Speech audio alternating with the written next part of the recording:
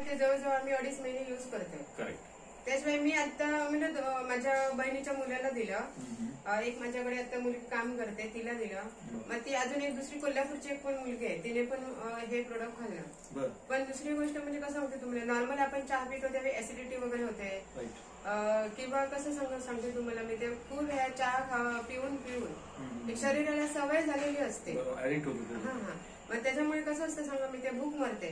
पण ही जर आता आपण जो चहा पितो ते कसं सांगू म्हणजे आयुर्वेदिक चहा असल्यामुळे की नाही साईड इफेक्ट काही होत नाही. एक पहिली गोष्ट आहे.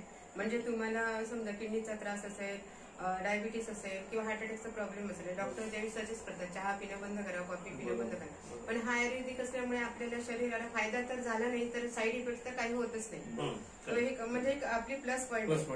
त्याच्यानंतर एक कसं सांगते तुम्हाला कंटिन्यू आपण जर 3 महिने हा चहा पिलात ना तर सर वजन कमी होतं.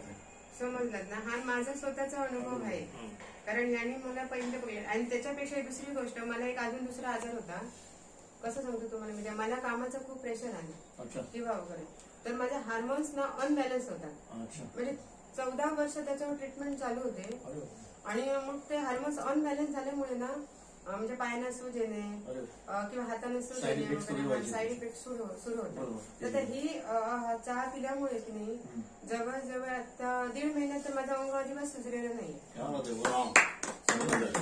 तर मी या सरांना म्हटलं असं काही आहे ना ते तू पॉइंट्स नोट्स करायला हवे. म्हणजे हे प्रत्येक ना महिलेला ना हे हार्मोन अनबॅलन्स होण्याचा हा रोग असतो. पुरुषांमध्ये कमी असतो पण लेडीजला जास्त असतो. कारण कसं माहितीये गायनिंग जरा प्रॉब्लेम तर त्याच्यामुळे कसं म्हणतो तुम्हाला माहितीये जास्तीत जास्त हा ना महिलांनी चहा प्यायला हवा. कारण कुटुंबातील स्त्री जर मजबूत असेल ना तर आपलं कुटुंब हेल्दी राहू माध्यमातून मिळाला. मला हा एंडून ब्रदर आहेत ना त्यांच्या माध्यमातून मिळालं. त्यांच्या घरी मी जायची त्यावेळी त्यांनी कसं 2-3 वेळा मला चहा स्वतःच घरात दिला. म्हटलं काहीतरी तर चहा पिऊन झाल्यानंतर 15-20 मिनिटांनी शरीरात इफेक्ट झालं होतं. त्याच्यामुळे मग म्हटलं आता आपण पण पिऊन बघूया. मग मी पिलं. माझ्या गळ्यात एक मुलगी काम करते त्यांना दिलं. किंवा इथे सुद्धा काही कस्टमर येतात ना त्यांना सुद्धा आम्ही असं हर्बल प्रोडक्ट्स आहेत म्हटलं आयुर्वेदिक चहा तर देऊया. तर तिथनं पिऊन झाल्यावर एक गोव्याचे आलेले ते कस्टमर ते म्हणाले आम्हाला हे तुमचं प्रोडक्ट देतात त्याच्याबरोबर हेही द्या. पण माझ्याकडे तेव्हा अवेलेबल नव्हतं. म्हणजे ऑन दी स्पॉट ते कॅश पेमेंट करून ते लगेच गोव्याला नेणार होते. मग ह्यांना मी कॉन्टॅक्ट करून दिला. म्हटलं आता नेक्स्ट टाइम ते येतील नवी घेऊन पण जाते. असं ते एक आहे फायदा. आणि दुसरी गोष्ट झोप मोड होत नाही. आपण नॉर्मल चहा पितो त्यावेळी कसं सांगा मी ते ऍसिडिटी वगैरे होते वाढते वगैरे त्याच्यामुळे गोंधळ होतो आणि मग आपण झोप मोड होते वगैरे. पण हा कितीही वेळा जरी चहा पिला तरी काही प्रॉब्लेम नाही. फ्रेश वाटतं किंवा झोपेचं प्रॉब्लेम येत नाही. आणि अजून एक दुसरी गोष्ट म्हणजे जर खूप दिवसाची एखाद्याला सर्दी असेल ना तर ती सर्दी कमी होते.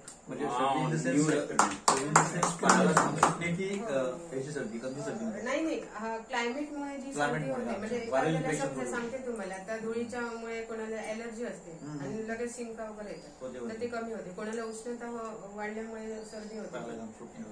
तर म्हणजे कफ वात वगैरे असेल ती गोष्ट वेगळी आहे पण वारंवार सर्दी होते ना तर हा प्रकार कमी होतो. म्हणजे 2-3 असे जे प्रकार आहेत ना ते मी नोट्स केलेले ह्याच्यात. मी खूप जणांना असं हे सांगते की रिप्लेस करते की ही चहा प्या. म्हणजे व्हॉट्सअपला ग्रुप आहेत त्यांना वगैरे खूप जणांना सांगितलं. म्हणजे हा एक चांगला अनुभव आहे.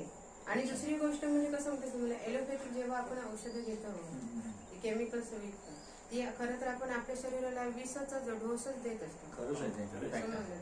आयुर्वेदिक कडे लोकांना वळवण्याचं एक म्हणजे तुम्ही कसं पैसे तर आपण कमवतो पण एक म्हणजे नकळत पुन्हाईचं पण काम करतो. कारण कसं असतं सांगते तुम्हाला मी एखाद्याचं म्हणजे शरीराला ज्यावेळी म्हणजे प्रॉब्लेम होत असतो सगळे हे विष खाऊन तर एखाद्याला आपण कळत नकळत ना त्याचं म्हणजे ना एकदम बॉडी मेंटेन्स तर होतेच पण त्याला चांगलं देऊन की नाही ब्लेसिंग मी तर त्यावेळी तो कसं सांगा मी हा यांच्यामुळे खाल्लं हे असं झालं. तर आपण नकळत आपण पैशाची पण बँक भरतो पण अगणित आपण पुण्याची पण बँक भरतो.